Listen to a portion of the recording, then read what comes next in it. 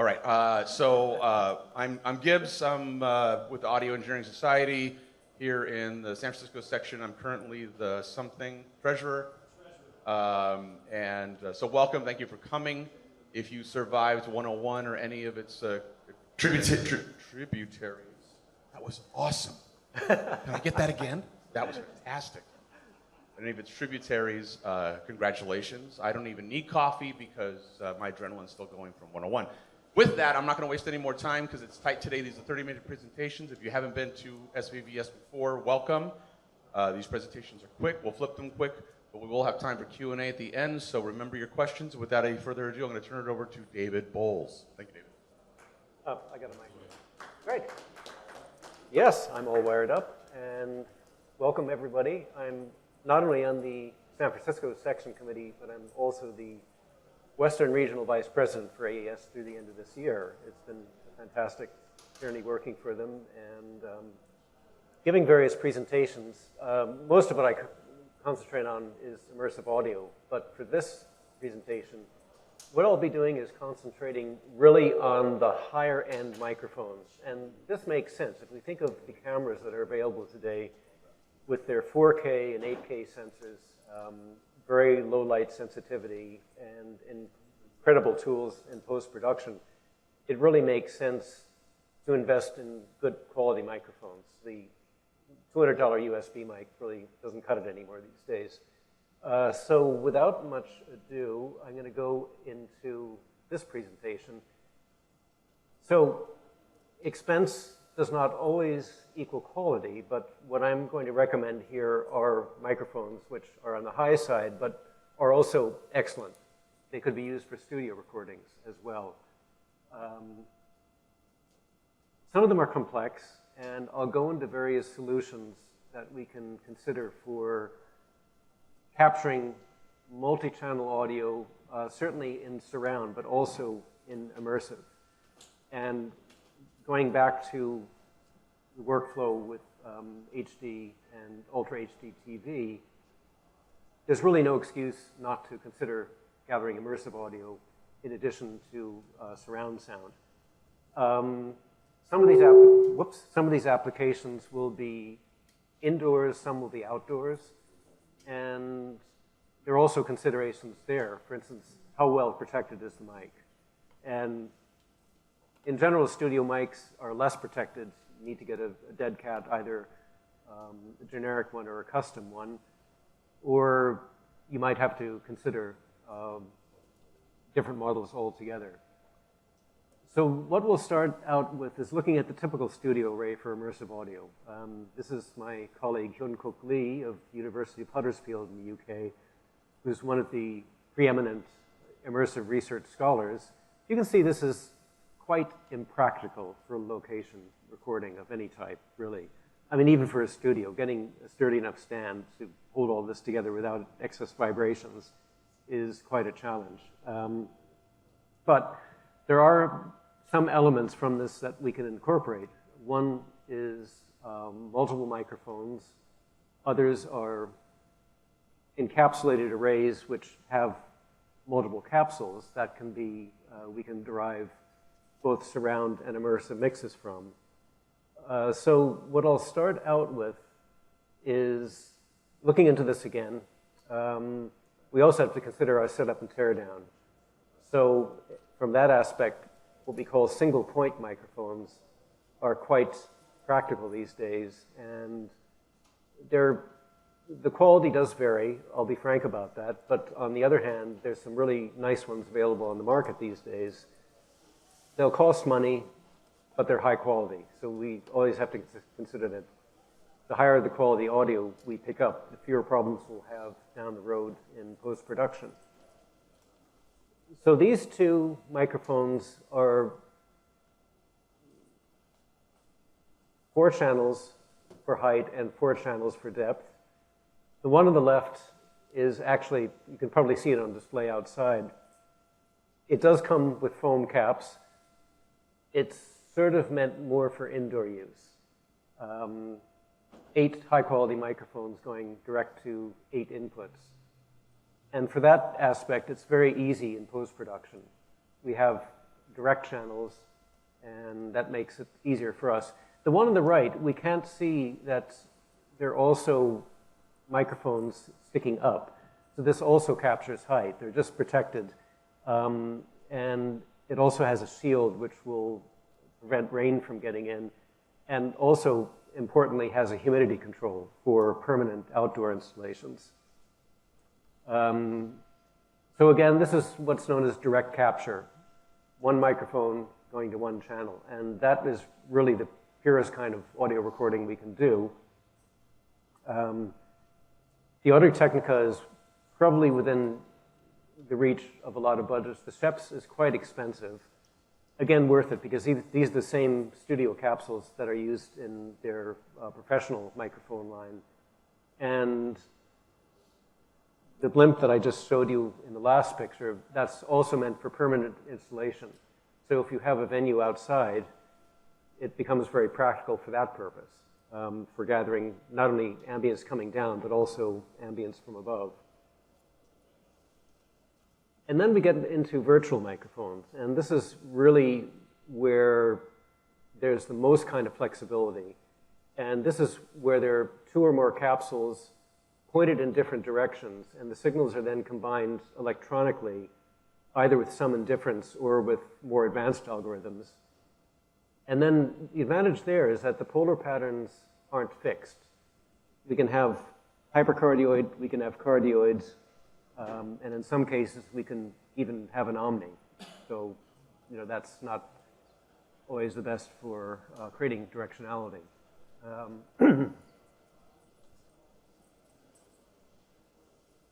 So on the left, we have a dedicated mid-side microphone. How many people have done mid-side recording? Okay. So what that is, there's a microphone that's directional, which is faced forward. And on top of that, or in this case, integrated into the capsule, is a figure-of-8 microphone, bidirectional. And the two lobes point sideways. There's rejection to the front. And then this is combined with a simple software algorithm. And you can vary the polar pattern. If both signals are equal, you get the equivalent of two crossed hypercardioids at 90 degrees. And if you want a little more side information, you can increase that level, and then the signal widens. And you can also do the opposite. What I propose here is by mounting another directional microphone on top of it, but facing backwards. And then using a similar plug-in for that rear signal, you still have the figure-of-8. So now you have backwards pointing virtual microphones. And again, either hypercardioid or maybe a little bit wider. I would advocate for something a little bit more spread out to compensate for our head and body shadowing. When we're listening to immersive music, the sounds that are directly behind us are not localized very well. And if there's something like a ricochet, we can often be confused momentarily whether it's coming from the back or from the front. So it's important to have a little bit of rejection right in the back of the listener, but certainly a strong forward presence. So these are the models, Sunken CMS50, which is out on the market now and available through Plus 24 distributors in LA. And then either Schoeps or Sennheiser, they make very compact preamplifiers and then capsules. It's a complete modular system. There are double microphone clips that are available from almost anywhere, and that's a very simple solution. Now let's keep in mind that this is just for surround recording, so we call this the main layer. There's no height information yet, but there might be times if you're doing some gathering, particularly with actors, that you might not want specific height information. It might be a little disconcerting to suddenly hear voices coming from above you. The next step are tetrahedral microphones. And these are something which were first formulated back in the late 1960s, the English scientist David Curzon. And what he postulated was that none of these capsules needed to point directly at the sound source, and that there would be software algorithms, actually two sets. The first would turn these four disparate signals into two signals. One is an omnidirectional mic. That's a sum of all of them. And then the rest, you can have a figure of 8, which can be, because they're four capsules together, they can be rotated in any virtual direction. So now it's possible also to pick up height information. And he realized this way back then, before there were any playback systems involving height. So he was really thinking ahead of his time. And the microphone that came out at that time was called the Sound Field, which is quite big and bulky and maybe not quite suitable for on-camera use.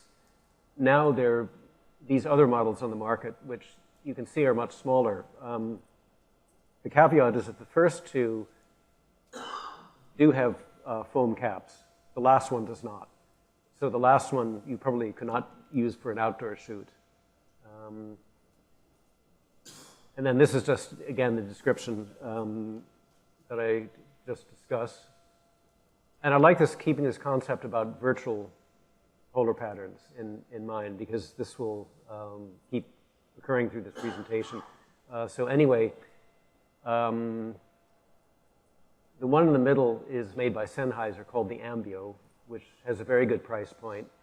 The one on the left is made by Rode, even better price point. And then the one on the very right is made by Core Audio.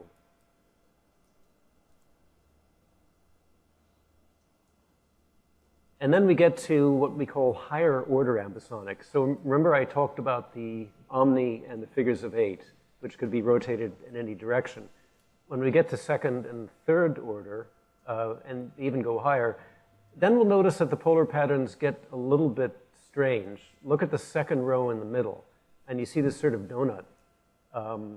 What's happened now is that the rejection, center rejection of the figure of 8, that's gone now. And we have this sort of ambiguous thing. Same thing when we go down below that. But if you look at the second to the left and the second to the right, you'll notice that, like the very first microphones I showed you, we have 4 directional mics, virtual mics pointing down, and 4 virtual mics pointing upwards. So that actually gives a very similar effect that we had with the first microphone. It's just that you have to go through some pretty advanced software processing, and you'd have to have a really strong computer to be able to do this in real time. And so that is another consideration, is how quickly do we need the audio? Is this being done live, or is this being saved for later post-production? On the other hand, when you capture these signals, each microphone capsule is recorded separately, and you can apply the post-processing later. And so that makes it a lot more practical. My problem is that these side and rear lobes have the strange donuts, and also when you combine these signals even further to try to get more directionality, there's actually enough information coming in from the back that you might, again, not really know where the sound source is coming from. So this was a problem which was known about. I think a lot of this was theoretical back in the 1960s. And in terms of picking up regular stereo patterns with an ambisonic mic, it worked really well. And you could not only rotate these patterns up and down, but the sound field mic said, okay, is the microphone on a stand? Are you hanging it, or is it on a camera? And you could simply, with the flick of a switch, change the virtual orientation, and your recording would come out correctly. Very nice feature. But the higher order ambisonics, for me, are a bit problematic. So there are ways to get around this. And here are 2 more microphones, one by Core Audio and another one by an emerging company. And these now have 8 capsules. So with this higher amount of specificity, we can actually go directly into higher order ambisonics, or maybe even something else. which are called second and third order cardioids. These were never really very successful as real microphones. The application we see is when we get these robocalls or people from a call center, and they're wearing a contact mic very close to them, which has a super amount of rejection from everything around them. They can be sitting next to somebody, and you won't hear of anything. The disadvantage is that the frequency response is quite curtailed. It might work for speaking voices, maybe not so much for men, but certainly for women. And so to make a real second or third order cardioid just turned out not to be practical except for that application. Here's one of those polar patterns from a second order cardioid. And you see the rear lobes are pretty much non-existent. And the third order cardioid is even more extreme. And so there you can get really increased directionality. And again, with that single point mic, using a different algorithm, you can now have these virtual mics be super directional, very specific, and work much better for proper localization. And this gets really important with immersive recording. What I've been talking about were sort of the 2 front and 2 rear channels. However, even for surround sound, we needed a center channel. And for full immersive, we also need side channels. And now with these kind of microphones and these post-production algorithms, you can actually do this using a single point mic. And my favorite part of this is that the imaging is so much better. Instead of having this ambiguity with these weird center lobes, they're sort of gone now. So the front lobes are present, the rear lobes are almost non-existent.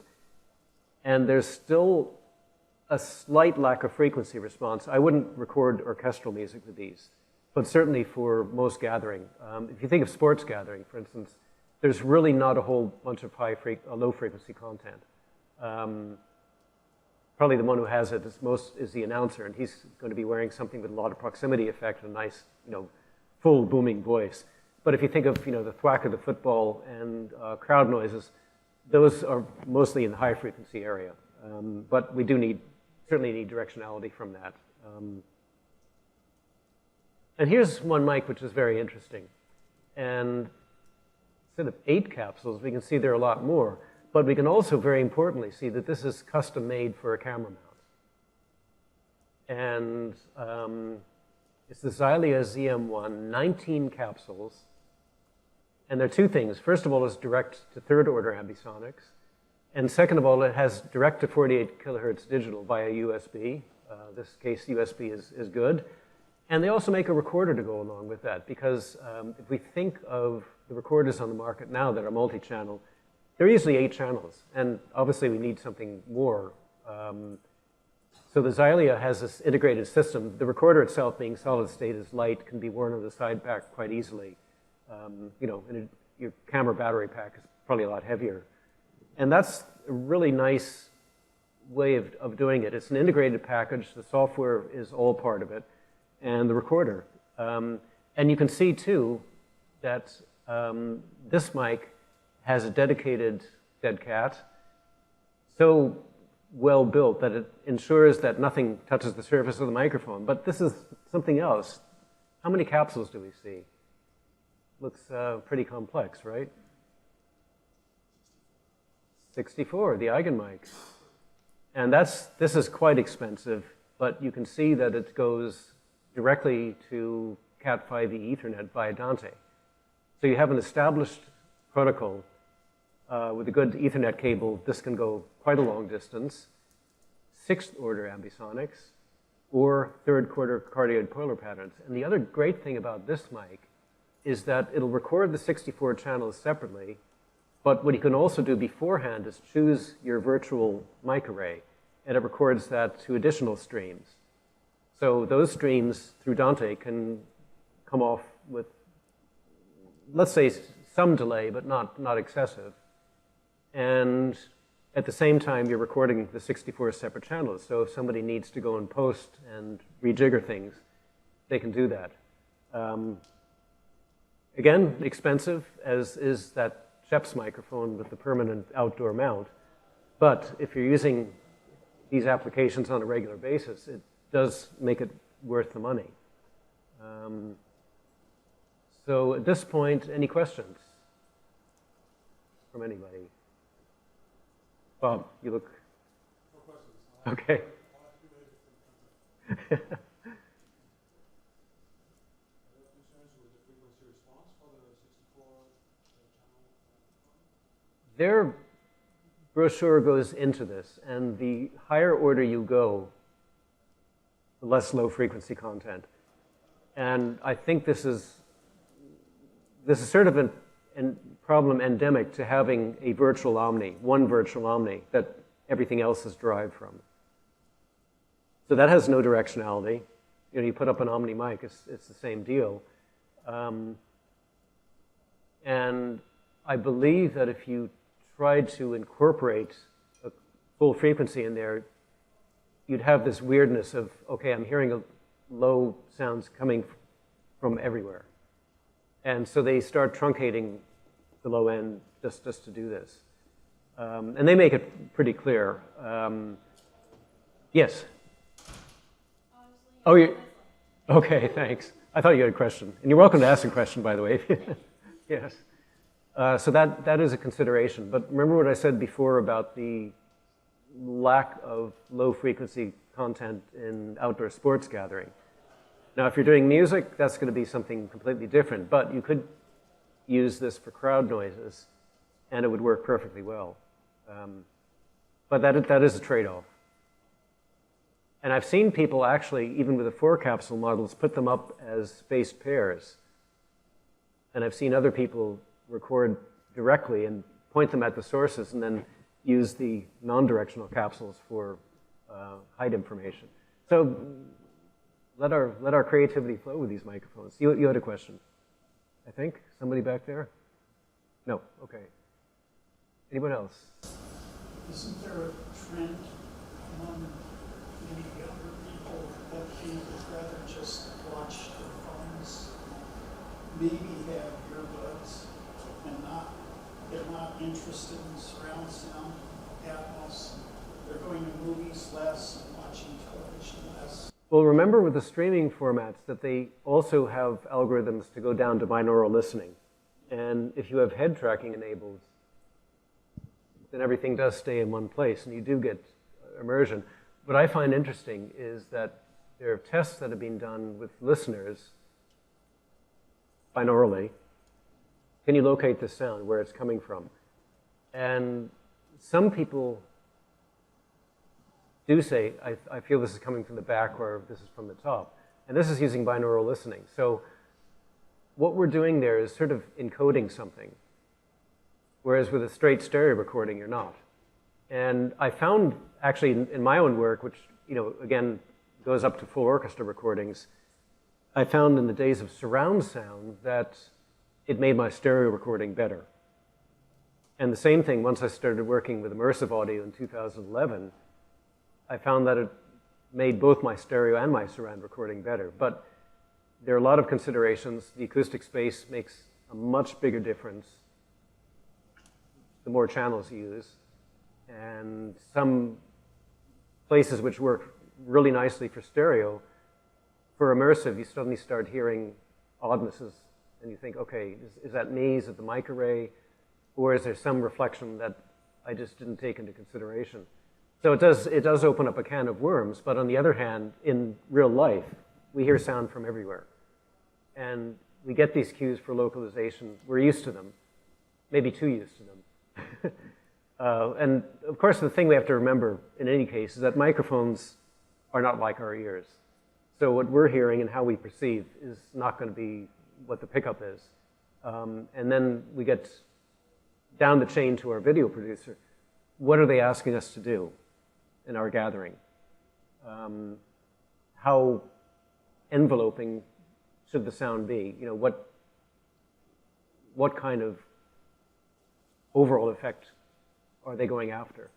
And we have to be able to answer that. And sometimes we won't understand. I mean, I've done overlaid studio sessions, And often I'm thinking, wow, is this even going to work? And then, eventually it does because the producer had this sound in their head, and it came off. So I think with this higher quality gathering, using these better microphones, we'll be in a much stronger position to deliver high quality products, get hired again.